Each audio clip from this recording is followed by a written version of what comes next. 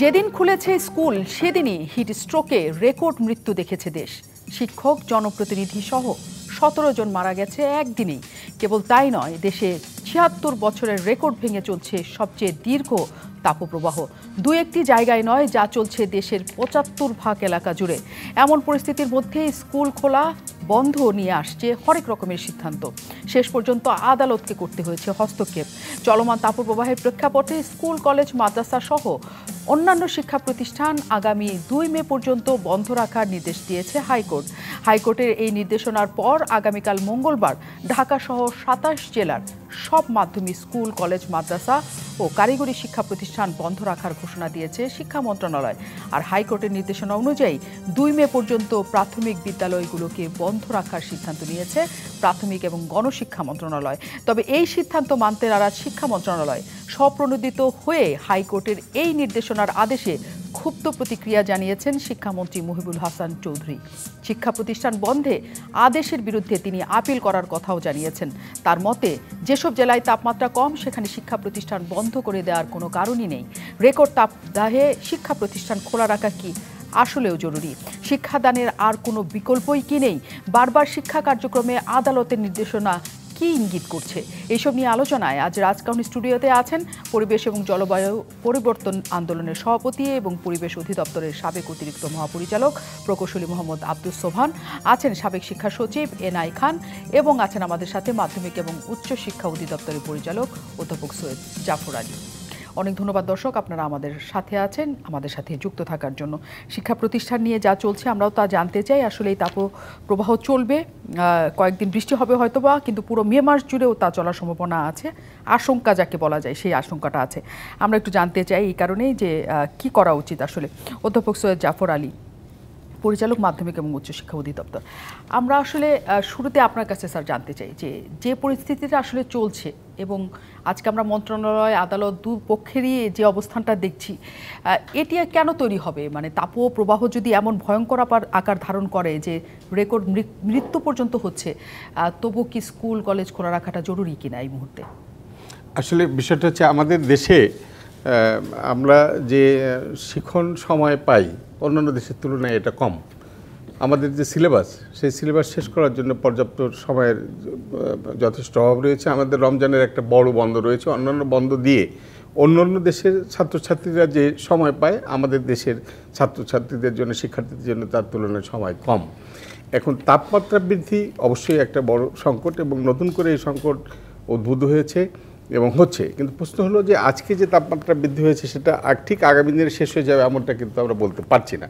এখন যদি এটা দিনের পর দিন অথবা সপ্তাহের পর সপ্তাহ বা মাসের পর মাস চলতে থাকে, সেক্ষেত্রে যদি আমাদের শ্রেণী কার্যক্রম বন্ধ থাকে, তাহলে আমাদের শিক্ষার্থীদের পড়ালেখা শেষ হবে কেমন করে? তাদের যে সিলেবাস, সেই সিলেবাস কিন্তু নির্দিষ্ট সময়ে শেষ করা সম্ভব হবে না এই বিবেচনায়। আর এই তাপমাত্রার যে পরিবর্তন, এটা কিন্তু একেবারেই মানে যে আজকে পরিবর্তন হয়ে কালকে ঠিক হয়ে যাবে এমন সম্ভাবনা ক্ষীণ। এই পরিবর্তনের সাথে আমাদের অভিযোজনে সক্ষম হতে হবে। আমাদের শিক্ষার্থীদের, আমাদের সকলকে অভিযোজনে সক্ষম হতে হবে, যাতে এই তাপমাত্রার সাথে আমরা শিক্ষাক্রম বা অন্যান্য কার্যক্রম চালিয়ে যেতে পারি। নাহলে তাপমাত্রা বাড়ছে বলে তো আমরা সব কিছু বন্ধ করে বসে থাকতে পারছি না। এই বাস্তবতাই আমাদের মন্ত্রণালয় যে সিদ্ধান্ত গ্রহণ করেছে, আমাদের সরকার যে সিদ্ধান্ত গ্রহণ করেছে, আমার মনে হয় সেটা যথাযথ এবং যৌক্তিক। স্যার, যে বিষয়টি আসলে হচ্ছে এখন, নিশ্চয়ই যে পাঠ্যক্রম তাদের শেষ করতে হবে, এই কারণে খোলা দরকার, কিন্তু মনে হচ্ছে যে টানা একটা বড় বন্ধের মধ্যে দিয়ে শিক্ষার্থীরা যাচ্ছে। কিন্তু 1 মাসের যে বন্ধটা, 1 মাস 5 দিন বা 7 দিনের যে বন্ধটা ছিল, সেটা স্বাভাবিক ক্যালেন্ডারেই, শিক্ষাক্রমের ক্যালেন্ডারেই আছে, শিক্ষা ক্যালেন্ডারেই আছে যে ওই বন্ধটা থাকে। তার পরবর্তীতে মাত্র 1 সপ্তাহ পার হয়েছে যেটা অতিরিক্ত বন্ধ পেয়েছে শিক্ষার্থীরা। 1 সপ্তাহ বন্ধ বা 2 সপ্তাহ বন্ধ খুব বেশি কি পাঠ্যক্রমে জটিল পরিস্থিতি তৈরি করে? এটা 1 সপ্তাহ 2 সপ্তাহ বন্ধ অবশ্যই পাঠ্যক্রম শেষ করায় জটিলতা তৈরি করবে। তবে তার সাথে একটা ব্যাপার, যে 1 সপ্তাহ বা 2 সপ্তাহ পরেই যে সব শেষ হয়ে ঠিক হয়ে যাবে এমনটা কিন্তু আমরা আশা করতে পারছি না। তা এই বাস্তবে আরেকটা বিষয় আমি যেটা বলতে চাই, সেটা হলো যে উষ্ণতা, তাপমাত্রার যে অতিবৃদ্ধির যে বাস্তবতা, সেটা স্কুলেও যেমন বাড়িতেও তেমন। আমার ছেলেমেয়েরা যখন বাসায় থাকছে, সেখানেও বিশেষ করে আমরা ঢাকা শহরে আমাদের ছেলেমেয়েরা বা অনেকের ছেলেমেয়েরা যারা এসির নিচে থাকে তাদের ক্ষেত্র ভিন্ন, কিন্তু বাস্তবতা হচ্ছে যে সারা দেশে যেসব ছেলেমেয়েরা এসির বাইরে থাকে, গ্রামের বেশিরভাগ ছেলেমেয়েরা একদম টিনের ঘরে থাকে, টিনের ঘরে থেকে তো বিল্ডিং, বেশিরভাগ শিক্ষা প্রতিষ্ঠান ভবন, সেখানে তো আরও সহজ। এবং আমরা এটিএন নিউজের একটা ইয়েতে দেখেছি, প্রতিবেদন দেখেছি, ছেলেমেয়েরা বেশ উৎসাহের সাথে শ্রেণীকক্ষে তাদের কার্যক্রম পরিচালনার সাথে সম্পৃক্ত রয়েছেন। এখন নিশ্চয়ই যে বাসায় যে গরম, স্কুলেও তো সেই গরম, কিন্তু যখন 6-7 ঘন্টা একটা স্কুলে কাটানো হয় এবং নির্ধারিত বেঞ্চে আমাকে বসে থাকতে হবে বেঞ্চে, তখন ওই গরমটা কতখানি তার লাগবে বা কী অবস্থা হবে সেটা একটা বড় প্রশ্ন। যেমন তার চেয়েও বড় প্রশ্ন, আমাদের বেশিরভাগ শিক্ষা প্রতিষ্ঠানে ফ্যানটাও নাই, এসি তো অনেক দূরের কথা। বেশিরভাগ শিক্ষা প্রতিষ্ঠানে ফ্যান নাই, ব্যাপারটা এখন কিন্তু সেরকম শুধু রাজধানী শহর বা বিভাগীয় শহরে না স্যার, গ্রামে বা শিক্ষা প্রতিষ্ঠানগুলোতে যেগুলো আছে আপনি যে দেখবেন যে বেশিরভাগ প্রতিষ্ঠানেই কিন্তু আমার মনে হয় আপনার সাথে একটু সংশোধনী দিচ্ছি, বেশিরভাগ প্রতিষ্ঠানে ফ্যান আছে কিন্তু বেশি অনেক সময় বিদ্যুৎ থাকে না। হ্যাঁ, বিদ্যুৎ তো থাকে না, ফ্যানের ব্যাপারটা অল্প সংখ্যক প্রতিষ্ঠানে এখন নেই এবং বড় ধরনের লোডশেডিং এর ভিতর দিয়েও যাচ্ছে। এই মানে অবস্থাটা গরমের জন্য লোডশেডিংও হয় ওই সময়। হ্যাঁ, এটা আমাদের সমস্যা। তবে এই ক্ষেত্রে আমাদের নির্দেশনা আছে, আমাদের সরকারের নির্দেশনা আছে যে আমরা এই উষ্ণতাকে মোকাবেলা করার জন্য ছেলেমেয়েদের সাথে, শিক্ষার্থীদের সাথে যে পানি রাখা অথবা অন্যান্য যেসব বিষয়, আমরা গরমের বিশেষ করে রৌদ্রের ভেতরে যেসব এক্সট্রা কারিকুলাম অথবা অ্যাসেম্বলি, এসব বিষয় কিন্তু বন্ধ করা হয়েছে। এসব বন্ধ করে শ্রেণীকক্ষের ভেতরে শ্রেণী কার্যক্রম, সিলেবাস শেষ করার যে প্রক্রিয়া, সেটা আমরা করতে বলেছি। এবং আমরা এর সাথে সাথে কিছু নির্দেশনাও শিক্ষা প্রতিষ্ঠান সমূহকে দেওয়া হয়েছে যাতে ছেলেমেয়েরা এই গরমের ভেতরে কমফোর্ট ফিল করতে পারে। তারপর আপনারা মনে করছেন যে এটা চালানো উচিত এবং এটার সাথে আস্তে আস্তে সবাইকে অভ্যস্ত হয়ে যাওয়া উচিত? আমাদের অভ্যস্ত ছাড়া আর গতি দেখছি না। অতি সত্বরই যে সবকিছু ঠিক হয়ে যাবে এমনটা কি আমরা ওই প্রশ্নটাই স্যার রাখতে চাচ্ছিলাম যে খুব দ্রুতই কি এটা আমরা অভ্যস্ত হতে চাইছি কিনা সময় না দিয়ে, সেটাও নিশ্চয়ই স্যার আমি আপনার কাছ থেকে জানবো। আমি এনআই খানের কাছে আসি, সাবেক শিক্ষা সচিব, অনেক ধন্যবাদ আপনি আমাদের সাথে আছেন। যে জটিলতাটা হয়েছে আগেও আমরা দেখেছি যে রোজাকে কেন্দ্র করে স্কুল বন্ধ যখন শিক্ষা প্রতিষ্ঠানগুলো খোলা রাখার পক্ষে শিক্ষা মন্ত্রণালয় ছিলেন, তখন আদালত সেটাকে বন্ধ করে দিলেন, আবার শিক্ষা মন্ত্রণালয় আপিল করে সেটাকে আবার চালু করলেন। আজকেও আদালত নির্দেশনা দিয়েছে সকল বন্ধ। শিক্ষামন্ত্রী ক্ষুব্ধ হয়েছেন, তিনি বলেছেন আপিল বিভাগে যে তিনি ছাড়বে, এবং আমরা মনে করছি যে আপিল বিভাগ ছেড়ে দিবে, মানে শিক্ষা প্রতিষ্ঠান খোলা থাকবে। এই যে জনস্বার্থে আপিল বিভাগ, আদালত যে রায় দিচ্ছে এবং শিক্ষা মন্ত্রণালয় যে বারবার সেটা বিরোধিতা করে তাদের পক্ষে রায় নিয়ে আসছে, এটি আসলে কার স্বার্থ বিবেচনা করা হচ্ছে, কে কার স্বার্থ দেখছে? দেখুন, একটা রাষ্ট্রের 3টা বিভাগ অনেক আগের থেকে মন্টেস্কো থিওরি অনুযায়ী, একটা হচ্ছে বিচার বিভাগ, একটা হচ্ছে আইন প্রণয়নকারী বিভাগ, একটা নির্বাহী বিভাগ। কিন্তু এটা বিচার বিভাগ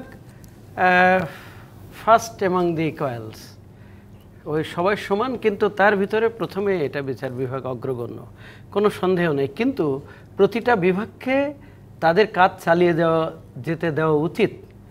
আমি তো মনে করি, মানে আমি স্পষ্ট করে বলতে চাই, আমি জানি না, আমাকে হয়তো ডাকতেও পারে হয়তো কেউ, আমি মনে করি যে এই বিচার বিভাগকে বিচার বিভাগের কাজ করা উচিত, নির্বাহী বিভাগকে নির্বাহী বিভাগের কাজ করার সুযোগ দেওয়া উচিত, আর আইন প্রণয়নকারী বিভাগ তো আছেই। এত ঘন ঘন যদি হস্তক্ষেপ করে তাহলে তো তাদের আর কোনো অথরিটি থাকে না এই কাজগুলো করার। আমার কাছে তাই মনে হচ্ছে, যদিও আমি তাদের সাথে কোনো কনসার্ট বা এরকম কোনো বিষয় না। আমি মনে করি এটা, যেমন আমি যতদূর জেনেছি, খুব বেশি মনোযোগ দিতে পারিনি, ব্যস্ত ছিলাম, যে শিক্ষা মন্ত্রণালয় থেকে বলা হয়েছে যদি এরকম কোনো হাই টেম্পারেচার হয়, কোনো অসুবিধা হয়, তাহলে স্থানীয়ভাবে স্কুল কিন্তু বন্ধ দিতে পারবে, সেই অথরিটি দেওয়া হয়েছে। 1, 2 হচ্ছে তারপরে যেটা বলেছেন আমাদের জাফর আলী সাহেব, সৈয়দ জাফর আলী সাহেব, যে আসলে কিন্তু আমাদের দেশে লেখাপড়া খুবই কন্ট্যাক্ট পিরিয়ড খুব কম। উদাহরণ হিসেবে আমি বলি, আমি তো ব্রিটেনেও গেছি পড়াশুনো করার জন্য, কিছুদিন গেছি, অন্যরা আরও বেশি দিন যায়, সেখানে দেখছি আমাদের ঈদের দিন কোনো ছুটি দেয়নি। আমেরিকাতেও যারা যায় তারা ঈদের দিন কোনো ছুটি দেয় না, মাইনরিটি এই জন্যে হয়তো দেয় না। আমাদের এখানে তো সব ধরনের ছুটি আছে, যার জন্য আমাদের এখানে কিন্তু কন্ট্যাক্ট আওয়ার কম হয়। 2, 3 হচ্ছে যে এইসব ছেলেমেয়েরা তো একসময় বড় হবে। যদি হাই স্কুলের কথাই ধরি, প্রাইমারি নাই ধরলাম, এদেরকে তো এই পরিস্থিতির ভিতর চলতে হবে। যদি এরকম তাপপ্রবাহ হয়, আমাদের তো বসে থাকতে হচ্ছে না, বসে থাকতে পারছে না, কাজ করতে হচ্ছে। আর আজ থেকে যদি 30-40 বছর কথা চিন্তা করেন, 15 বছর আগেই কয়টা বাড়িতে বিদ্যুৎ ছিল? এখন তো প্রায় জায়গায়, আর ওই যেটা বলছেন এখন কিন্তু আসলে এইটা ঠিক না, প্রায় জায়গায় কিন্তু ফ্যান আছে। আর লোডশেডিংও অত সিরিয়াস নেই, আজ থেকে 10-15 বছর 20 বছর আগে যা ছিল এটা অনেক কম। এবং ছেলে মেয়েদের কিন্তু অ্যাক্লিমাটাইজ হতে হবে। অন্য দেশে যেখানে প্রচুর শীত হয়, মাইনাস হয়, সেখানে কি সারা বছর স্কুল বন্ধ থাকে? Definitely not. তবে যদি 43-44 হয় সেই সময় হঠাৎ করে হয়েছে, আমরা অভ্যস্ত নয়, সেজন্য বন্ধ দেওয়া উচিত। কিন্তু মনে রাখতে হবে অন্য দেশের স্কুলের কলেজের ছেলে মেয়েদের জন্য একটা সার্ভাইভাল কোর্স করা, এরকম অ্যাডভার্স কন্ডিশন যদি হয় তখন কিভাবে চলতে হবে। আমি মনে করি আমি হলে আমি কি করতাম, তাদেরকে স্কুলে আসতে বলতাম গাইড করে, তাদের সাথে হয়তো একটা গ্রুপ করে টিম করে তারপরে আসা, বেরোনো, দেখা, অভ্যস্ত। জাপানে তো একদম ছোট বাচ্চা ট্রেনে করে আসে স্কুলে, মা বাপ আসে না। সুতরাং আমরা যদি সবগুলোকে ফার্মের মুরগি বানিয়ে ফেলি তখন কিন্তু অসুবিধা। আর যদি ঘন ঘন যদি এরকম সুমোটো হস্তক্ষেপ করে তাহলে তো মন্ত্রীরও কোনো অথরিটি থাকে না, শিক্ষা মন্ত্রণালয়ের অথরিটি থাকে না। শিক্ষা মন্ত্রণালয়ে যারা কাজ করে তারা তো সবাই গর্ধপ না, তাদেরও তো মাথায় কিছু মগজ আছে, তারা তো নিশ্চয়ই চিন্তা করে, তাদের কাছে আরও বেশি ইনফরমেশন থাকে। কোর্টের কাছে কে ইনফরমেশন দেয়? উকিল সাহেবরা, ব্যারিস্টার সাহেবরা যে ইনফরমেশন দেয়।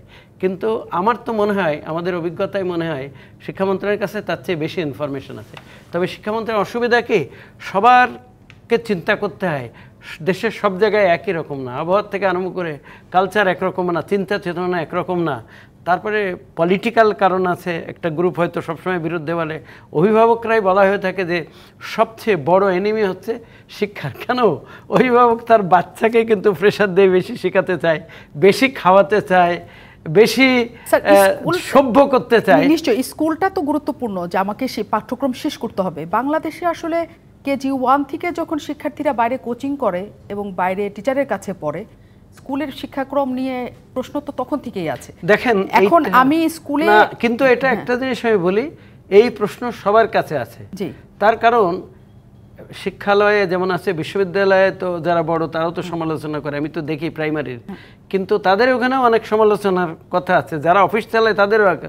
টেলিভিশনের বিরুদ্ধে কি সমালোচনা নেই? সাংবাদিকদের বিরুদ্ধে কি সমালোচনা? আমি আমার অভিজ্ঞতা থেকে বলি, আমি এখনো ক্যাটাগরিক্যালি বলছি, 6 নম্বর রোডে 22 নম্বর একটা বাড়ি আমার, হ্যাঁ, আমি ওখানে থাকতাম, সরকারি বাড়িতে থাকতাম। এটা একটা নিউজ হলো যে এটা আমার বাড়ি, এবং একজন এমপি মহোদয় কিন্তু এটা লিখেছিলেন। আপনারা এখন যে দেখেন যে 6 নম্বর রোডে 22 নম্বর বাড়ি, এটা সরকারি না আমার।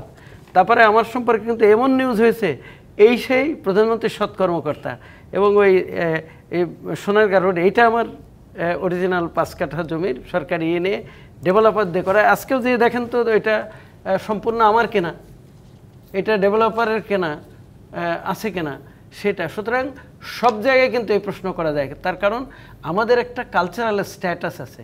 সুতরাং যারা আমরা কেউ পুলিশে আছি, আমরা কেউ সেনাবাহিনীতে আছি, আমরা কেউ শিক্ষক হই, আমরা কেউ ব্যুরোক্রেসি হই, ওই সব যদি ঠিক হতো তাহলে তো উন্নত দেশ হয়ে যেত। নিশ্চয়ই, কিন্তু আদালত যখন এই জনস্বার্থে এই ধরনের নির্দেশনাগুলি দিচ্ছে, তার মানে কি আদালতের কাছে কোনোভাবে মনে হচ্ছে যে সিদ্ধান্তগুলি যা মন্ত্রণালয় নিচ্ছে তা কোনো না কোনোভাবে জনস্বার্থ বিরোধী?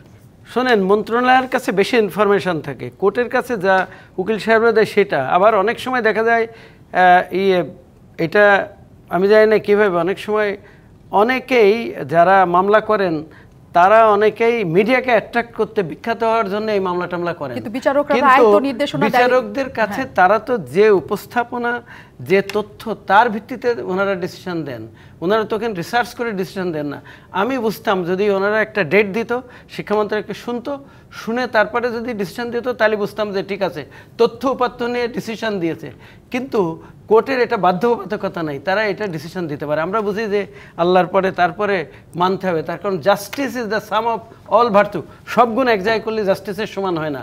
এবং বিচারক যারা থাকেন, উচ্চ আদালতের বিচারক, তারা অনেক চিন্তাভাবনা করেন। কিন্তু আমাকে এটা বলতে বাধ্য হতে হচ্ছে যে আসলে সবাইকে তার কাজটা করার সুযোগ দেওয়া উচিত। কিন্তু একজন যদি আরেকজনের কাজ হস্তক্ষেপ করে, আমি লক্ষ্য করেছি শুধু ওই কোর্ট বলে না, আমাদের এক ডিপার্টমেন্ট আর এক ডিপার্টমেন্ট বলে যে এটা এই করলে ভালো হতো, এই করা যেত কিনা, কিন্তু দেখা যায় ওই বিষয়ে তার কোনো অভিজ্ঞতাই নাই। একটা কাজ করতে হলে শিক্ষা, প্রশিক্ষণ, অভিজ্ঞতা তিনটাই লাগে এবং সোজা না এই জিনিসগুলো। কিন্তু আমরা সবার ক্ষেত্রেই আসলে আদালতকে খুব বেশি দেখি না, শুধু শিক্ষা মন্ত্রণালয়ের ক্ষেত্রে আমরা পরপর এই ঘটনাগুলি দেখি হয়তো বা প্রশ্নগুলি আসছে যে অন্য মন্ত্রণালয়ের ক্ষেত্রে আমরা অবশ্যই আদালতকে হস্তক্ষেপ করতে খুবই কম দেখেছি এবং আমাদের সামনে সেটা আসে না। আমি প্রকৌশল মোহাম্মদ আব্দুল সোবহানের কাছে যাই, সভাপতি পরিবেশ এবং জলবায়ু পরিবর্তন আন্দোলন। অনেক ধন্যবাদ, আপনি আমাদের সাথে যুক্ত হয়েছেন। যে পরিস্থিতি চলছে, বলা হচ্ছে যে 2 তারিখের পর থেকে কিছুটা বৃষ্টি হতে পারে, কিন্তু তাতে তাপমাত্রা কমার কেউ পূর্বাভাস দিচ্ছে না, বরং এটা পূর্বাভাস আছে মে মাসে পুরোটা সময় জুড়ে তাপপ্রবাহ থাকবে এবং সর্বোচ্চ তাপমাত্রার দিকে দেশ যাবে, 45 ডিগ্রির উপরে যাবে সেই তাপমাত্রা।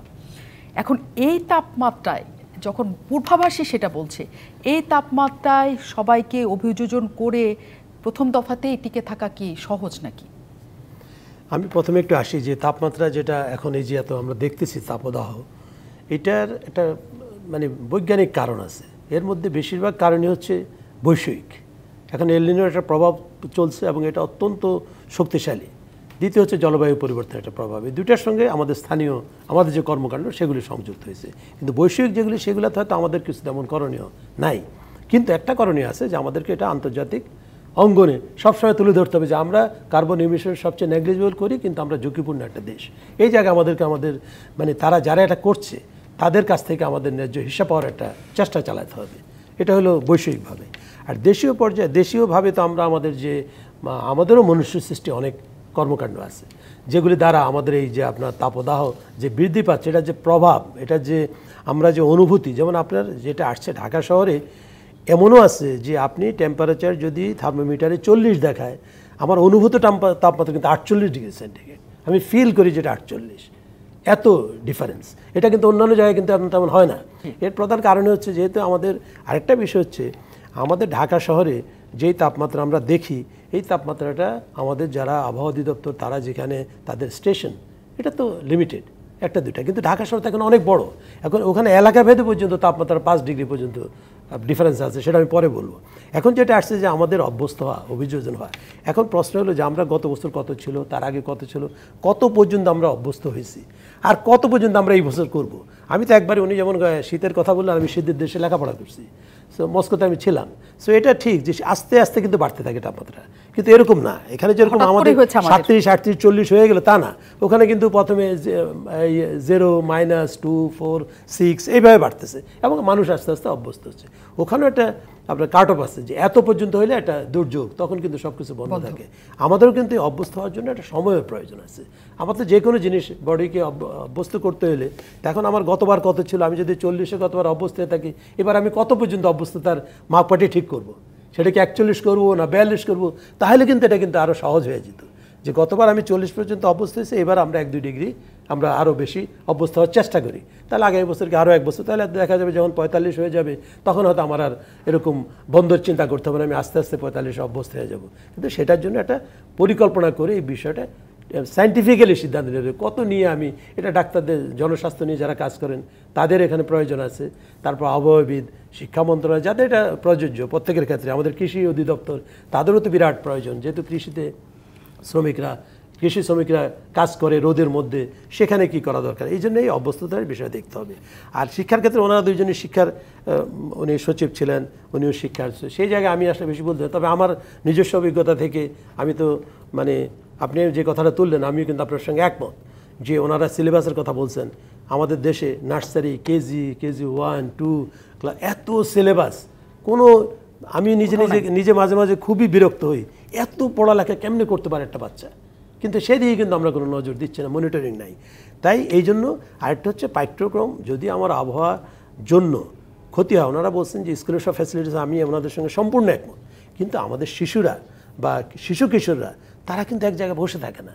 আপনি খেলা বন্ধ করছেন, আপনি অ্যাসেম্বলি বন্ধ করছেন, ইট ইজ গুড, কিন্তু ওরা তো দৌড়াদৌড়ি করে, খেলাধুলা করে, এটা তারপর তার চলাচল পথ, এগুলো কিন্তু আমরা কেউ নিয়ন্ত্রণ করতে পারি না। কিন্তু শিশু কিশোরদেরকে এটা খুব কঠিন, সেটা একটা বিবেচনা আনা উচিত যে কী করলে আমাদের সব দিকে রক্ষা হবে, আমাদের শিক্ষা প্রতিষ্ঠানে চলবে, আমাদের কেউ যেন মানে ক্ষতিগ্রস্ত না হয়, জনস্বাস্থ্য যেন তাদের, এই বিষয়টা বিবেচনা করতে হবে।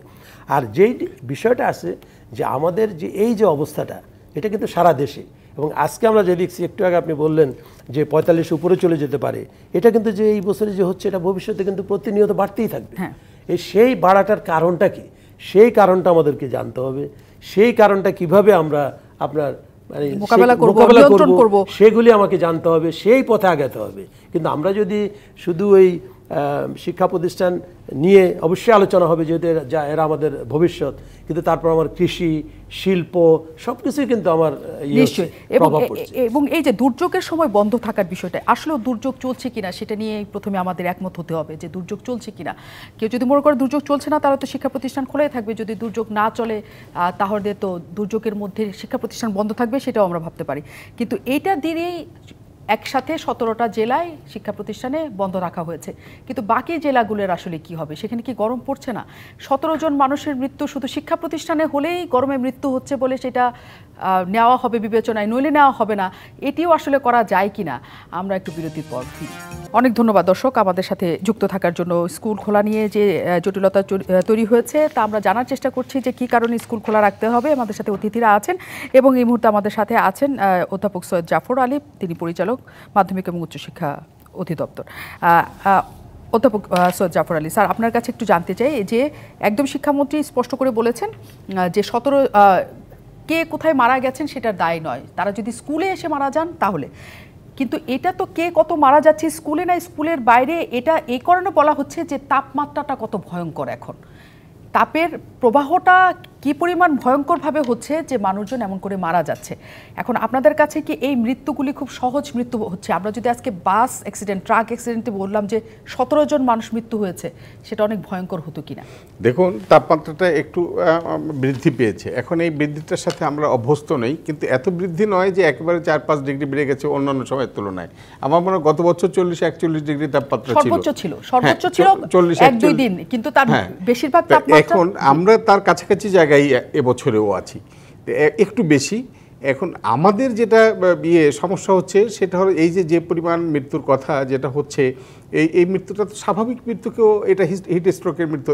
স্ট্রোক, নর্মাল স্ট্রোককে আমরা হিট স্ট্রোক বলতে পারি, অনেকে বলতে পারে। এখন আমি আমার নিজের পরিবারের একজন সদস্যের কথা বলি। আমার মা খুব অসুস্থ, এখন গ্রামে আছে, যথেষ্ট তাপমাত্রার ভিতরে উনি বেঁচে আছেন। আমার কাছে মনে হচ্ছে আমি তাকে নিয়ে সংকটে আছি, মানে এক ধরনের চিন্তায় আছি যে উনি এ ধরনের পরিবেশের সাথে, শীত আসলে আমি তাকে নিয়ে ভাবি যে অতি শীতে তিনি বিপদে পড়েন কিনা। তা অতি তাপমাত্রা, আমার মার মতো সংকটাপন্ন রোগী কিন্তু এই সমস্যায় পড়েননি এখনো। ওখানে এসি নাই, সেখানে এসি নাই, এটা ফরিদপুরের একটা জায়গা। বাসার ভেতরেই থাকেন। এখন যেটা বলছি, বাসার বাইরে যাওয়ার ক্ষেত্রে, যেটা বাসার বাইরে গেল, কিন্তু বাসার বাইরে গেলেও তারা তো যে প্রতিষ্ঠানে যাচ্ছে, শিক্ষা প্রতিষ্ঠানে যাচ্ছে, সেই শিক্ষা প্রতিষ্ঠানের যে অবকাঠামো, ঘর বাড়ি ভবন যাই বলি না কেন, সেটা আমাদের বেশিরভাগ দেশের, আমাদের বেশিরভাগ লোকের বাড়ির যে অবকাঠামো বসবাসের, সেই অবকাঠামো থেকে শিক্ষা প্রতিষ্ঠানের অবকাঠামো কিন্তু খুব একটা খারাপ এমন বলা যায় না। তো আমরা যদি ঘর বাড়িতে বসবাস করতে পারি, ইভেন আরও সমস্যা হতে পারে। এই ছেলে মেয়েদের যখন আমরা স্কুল বন্ধ করে দেবো, তখন কিন্তু বাবা মা একটা বড় অংশকে, যারা গ্রামের ছেলে মেয়ে, তাদেরকে কৃষিকাজ বা অন্যান্য কাজে নিয়োগ করবে, ওই গরমের ভিতরে করবে।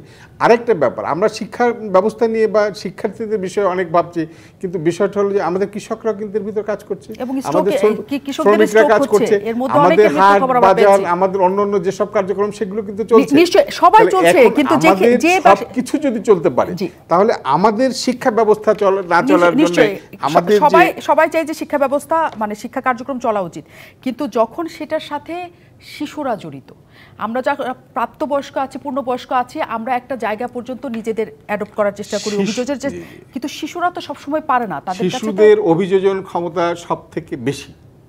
তারা যে কোনো পরিবেশ, যে পরিস্থিতির সাথে তারা পড়বে, তারা, আমরা বয়স্করা যেটা করতে পারবো তার থেকেও তারা ভালো পড়বে। আমি নিজের মতামত বলছি, আপনার ভিন্ন মত থাকতে পারে। আর আরেকটা বিষয় হলো যে আসলে আমাদের যে সিলেবাস, আমাদের শিখন ঘাটতির একটা সংকট থেকে যাচ্ছে বলেই আমাদের মাননীয় মন্ত্রী অথবা মাননীয় সচিব মহোদয় বা সরকারের যে বিষয়, সিদ্ধান্তগুলো তার জন্যে না, এটা শিক্ষার্থীদের জন্য। ইচ্ছে করলে বন্ধ উনি দিতে পারেন, কিন্তু বন্ধ দেওয়ার রেজাল্টটা কি? রেজাল্ট হলো আমাদের শিক্ষার্থীরা পেছনে পড়ে যাচ্ছে। যখন করোনাকালে আমরা 1 বছর বন্ধ ছিল, অনলাইনে ক্লাস করেছি আমরা সবাই, তখন আসলে কি, তখন আমাদের ছেলেদের, আমাদের শিক্ষার্থীদের শিখন ঘাটতি ছিল, কিন্তু আমরা পরীক্ষা নিয়েছি এবং পুরো 1-1.5 বছর যাবত তারা করেনি।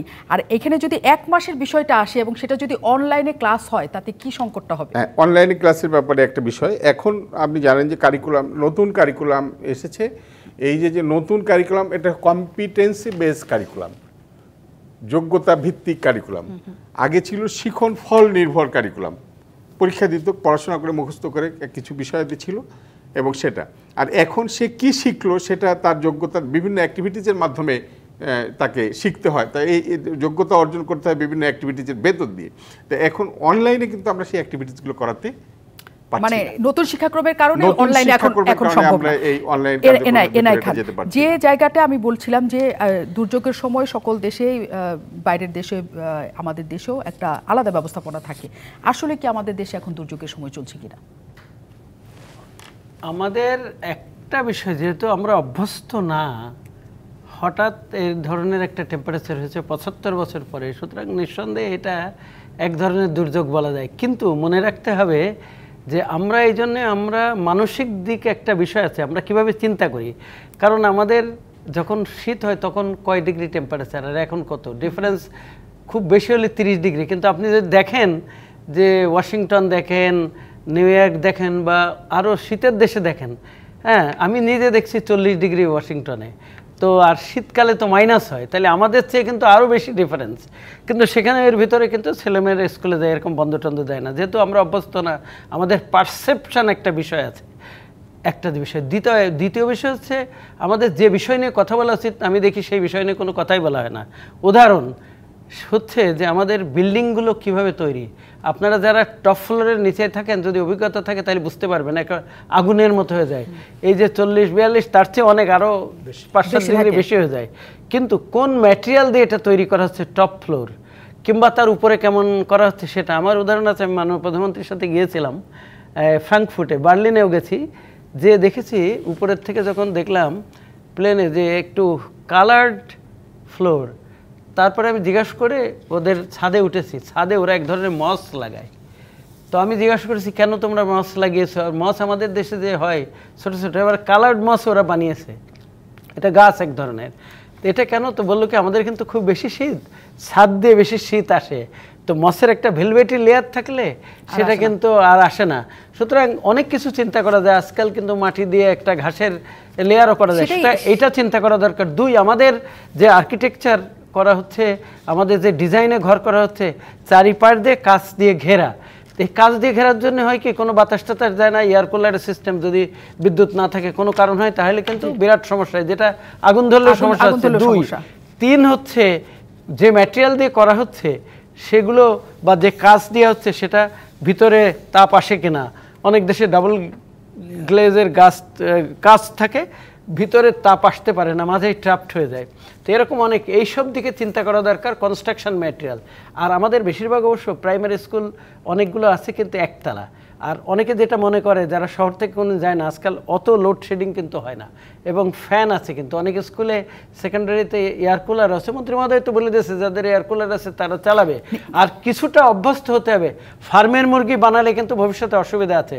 দেখেন এই যে এয়ার কুলারের ভিতরে থেকেছে, এখন লিবিয়ানদের কী অবস্থা হচ্ছে, আপনারা যে ওদের সাথে কথা বলেন, ওই দেশে যান তাহলে দেখবেন এখন ইরাকিদের কী হচ্ছে, পানি নেই, রানিং ওয়াটার নেই, অনেক জায়গায় কন্টামিনেটেড ওয়াটার, তাদের লাইফ শেষ।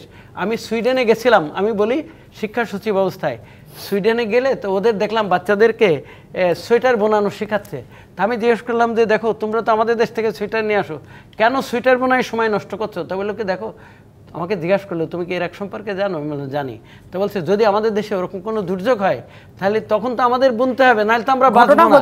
সুতরাং আমাদের যদি কন্টিনিউয়াস এরকম দুর্যোগ হয় তাহলে আমাদের ছেলেমেয়েদের শিখতে হবে না হাউ টু অ্যাডাপ্ট। অবশ্যই এই যে আমাদের যে অভ্যস্ত হওয়ার সময়টা আমরা দিচ্ছি কিনা সেটাই হচ্ছে কথা, যে আমরা অভ্যস্ত হতে চাই। আমরা 45 ডিগ্রিতে যেও নিশ্চয়ই ক্লাস করবো, আমাদের ক্লাস নিশ্চয়ই বন্ধ থাকবে না, কিন্তু সেই অভ্যস্ত হওয়ার সময় আমরা দিলাম কিনা। শিক্ষা প্রতিষ্ঠানগুলোতে গাছ নাই, তীব্র গরম সেই জায়গাগুলোতে, সেই জায়গাগুলোও আমরা এখন থেকে প্রিপারেশন নিব কিনা। এটা আপনি ঠিকই বলেছেন, তার কারণ এটা খুব ভালো জিনিস, শুনে আমার খুব ভালো লাগলো। তার কারণ আমি যখন সচিব ছিলাম তখন আপনারা দেখেন রেকর্ডে অনেকে বাউন্ডারি ওয়াল বানানোর জন্য আসছে, আমি রিজেক্ট করে দিতে হবে না, আমি বলেছি কি গ্রিন বাউন্ডারি করতে হবে। জাহাঙ্গীরনগর বিশ্ববিদ্যালয়ে কিন্তু এখন নাই, এখন প্রত্যেকটা প্রতিষ্ঠান কেটে নতুন ভবন তৈরি করা হচ্ছে। আমি অবশ্যই এটা একটু বলি, মানুষের জানা দরকার। যেহেতু আমার আমি আপনার কাছে জানতে আসবো এই প্রসঙ্গটা, আমি শুধু একটু নিয়ে নেই কারণ আমি একটু বিরতি দিতে হবে আমাকে। আমি প্রকৌশলী মোহাম্মদ আব্দুস সোবহানের কাছে জানতে চাই, যে কথাটা বলছিলেন যে হ্যাঁ আমরা আসলে অভ্যস্ত হওয়ার জন্য আমাদের তো একটু সময়টা অন্তত দিতে হবে যে এই কয়দিন সময়ের পরে আসলে আমাদের দেশের যে তাপমাত্রা প্রবাহ আমরা দেখছি পুরো গ্রীষ্মকাল জুড়ে আমাদের তাপমাত্রা একটা এই 37 বা 39-40 থাকবে, কিন্তু আমরা যে পরিস্থিতিতে এখন আছি আমরা তো কমানোর চেষ্টা কেউ করছি না, বরং অভ্যস্ত হওয়ার কথা বলছি। উল্টো হচ্ছে কিনা ব্যাপারটা? উল্টো অভ্যস্ত তো হতে হবে, ঠিক আছে। যেটা আমি শুরুতেই বলছি, মানে বৈষয়িক যেগুলি আছে সেই কারণে যে তাপমাত্রা আমার বাড়বে সেটা তো আমি কিছু করতে পারবো না, তো সেই জায়গায় অবস্থার বিষয়টাও আসবে। কিন্তু আমরা তাপমাত্রা সহনীয় রাখার জন্য বা আমরা যেন সহনীয়ভাবে বসবাস করতে পারি সেটার জন্য আমাদের কি করছি? কিছুই করছে না, উল্টাটা করছি আমরা সব। আমরা যদি ঢাকা শহরের কথা আসি, যেখানে আসলো বিচার বিভাগ বলি, আইন বিভাগ বলি, নির্বাহী বিভাগ, সব তো ঢাকাতে, তাই না? তো এখন সব মানুষও ঢাকাতে আসতেছে, কারণ সবাই মনে করে ঢাকায় গেলে আমি বেঁচে থাকবো। তাই সেই দিন মজুরি হোক, রিক্সা চালকই হোক, যিনি হন। তো এখন আমাদের সেই জায়গাটা, আমরা বিকেন্দ্রীকরণের দিকে কোনো নজর নাই, তাহলে কিন্তু ঢাকার উপরে চাপ কমে যেত। আর ঢাকাতে কিন্তু যে জিনিসটা এখন দেখা যাচ্ছে, আগে আমাদের উত্তরবঙ্গে সবচেয়ে বেশি তাপমাত্রা ছিল, এখন তো ঢাকা শহরে কিন্তু সত্যিকারভাবে যদি মাপা হয় তাহলে উত্তরবঙ্গের চেয়ে বেশি। আমরা একটা গবেষণা করছি, সেটাতে আমরা দেখছি একই সময়ে আমরা ঢাকার 5টি এলাকার তাপমাত্রা পরিমাপ করছি। কারণ সকাল 9টায় একই জায়গায়, 5টা জায়গায় একই টেম্পারেচার, মানে একই জায়গায় মাপছি।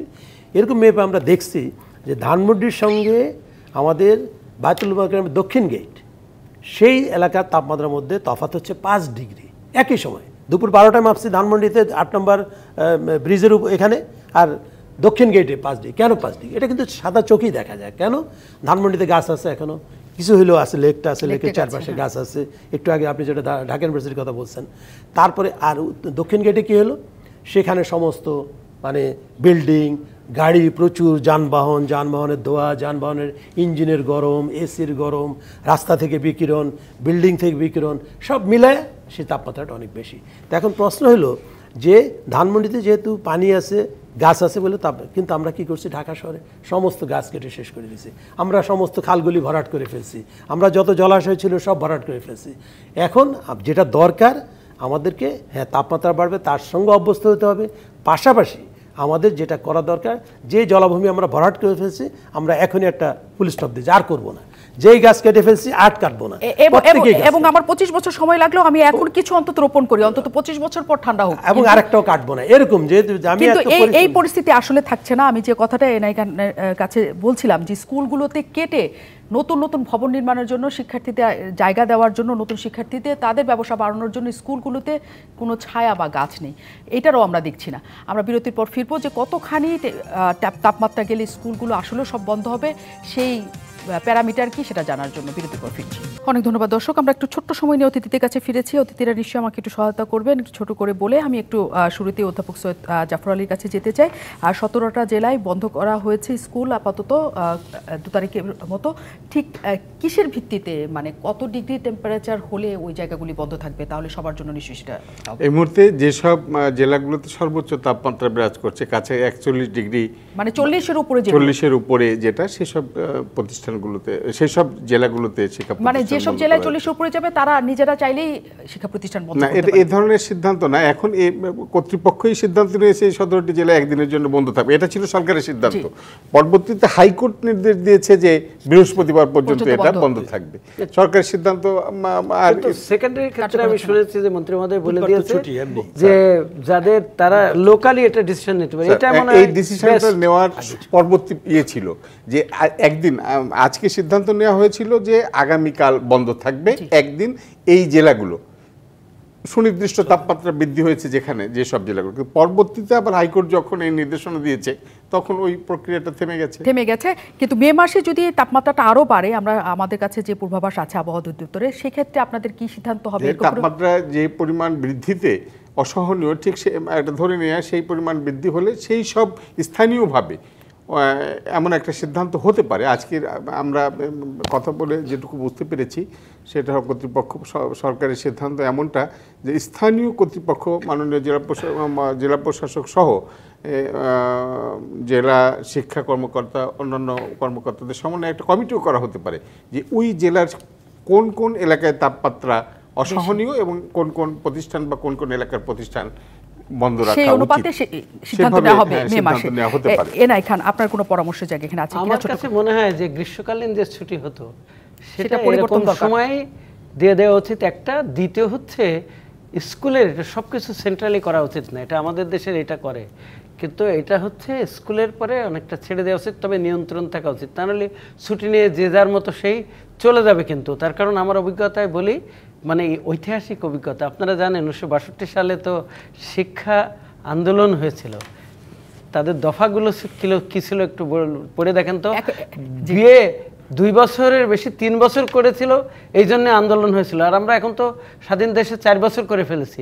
19 ঘন্টা সপ্তাহে মাস্টারি করতে হবে, পড়াতে হবে, সেই জন্য সব আন্দোলন করেছিল যে এতক্ষণ আমরা পড়াইতে পারবো না। এখন আরো বেশি কথাই আমরা বলছি। সুতরাং সব কিছু কিন্তু চিন্তা করে কাজ করতে হবে, সবাই বললেই সেটা শুনতে হবে নট নেসেসারিলি, সেটা বিবেচনায় নিতে হবে। আর একটা জিনিস, আমাদের বিল্ডিং ডিজাইনের কথা চিন্তা করতে হবে, বিল্ডিংয়ের কনস্ট্রাকশন ম্যাটেরিয়ালের কথা চিন্তা করতে হবে। থার্ড আর একটা, আমাদের দেখেন সিটি কর্পোরেশনে কিন্তু ভালো একটা আরবোরিকালচার ডিপার্টমেন্ট নেই, আমাদের কোনো বিশ্ববিদ্যালয়ে আরবোরিকালচার নামের একটা ডিপার্টমেন্ট নেই, আমাদের কোনো বিশ্ববিদ্যালয়ে কোনো ডিপার্টমেন্ট নেই যার নাম হচ্ছে ল্যান্ডস্কেপিং। এটা সাবজেক্ট আছে কিন্তু ডিপার্টমেন্ট নাই। এই পরিস্থিতি চলবে ভেবে আমাদের অনেকগুলি পরিকল্পনা একসাথে নিতে হবে, অনেকগুলি ধাপে ধাপে ক্রস কাটিং করতে হবে আমাদের। একদম। প্রকৌশলী মোহাম্মদ আব্দুস সোবহান, আপনার কাছে কিছু আসলে আছে কিনা? আমি যেটা মনে করি যে আমরা যেটা মানে শুনতেছি পূর্ববার যে 45 হতে পারে বা বেশি হতে পারে, আমি মনে করি বিশেষ করে শিক্ষা মন্ত্রণালয় বা শিক্ষার্থীদের ক্ষেত্রে বা অন্যান্য সেক্টরে যাদের প্রয়োজন, একটা রোড ম্যাপ তৈরি করা দরকার যে আমি 42 হলে কী করবো, 43 হলে কী করবো, 44 হলে কী করবো।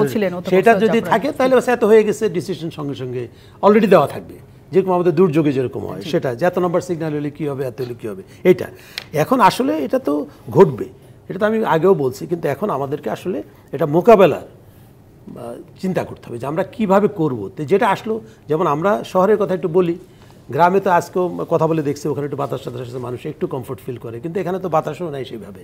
তা আমাদেরকে, যেটা আমি শুরুতেই বলছি, আমাদেরকে গাছ কাটা বন্ধ করতে হবে, গাছ লাগাতে হবে, জলাশয় ভরাট বন্ধ করতে হবে, জলাশয় পারলে পুনরুদ্ধার করতে হবে।